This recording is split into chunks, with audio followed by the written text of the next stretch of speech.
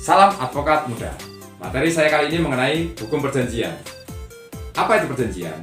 Perjanjian menurut pasal 1313 Kitab Undang-Undang Perdata dijelaskan bahwa perjanjian merupakan kesepakatan yang dibuat oleh satu orang atau lebih guna untuk mencapai suatu hal tertentu. Nah, lalu apa syarat sahnya suatu perjanjian? Menurut pasal 1320 Kitab Undang-Undang Perdata dijelaskan bahwa syarat sahnya suatu perjanjian itu ada 4. Yang pertama, atau syarat yang pertama, kesepakatan dari masing-masing pihak. Nah, maksudnya adalah ketika seseorang ingin membuat perjanjian itu harus ada kata sepakat terlebih dahulu.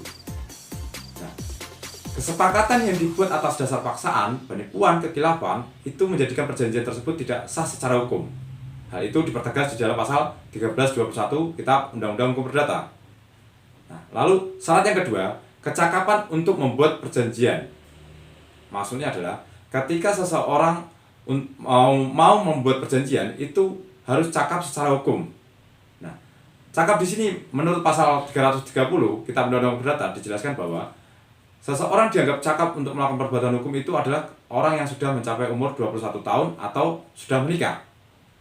Nah, contoh orang yang dianggap tidak cakap melakukan perbuatan hukum itu adalah anak di bawah umur, orang dalam pengampuan, yang ketiga orang yang mengalami gangguan jiwa. Nah, syarat yang ketiga, suatu hal tertentu. Nah, maksudnya adalah ketika seseorang ingin membuat perjanjian itu harus jelas apa yang menjadi objek perjanjian tersebut.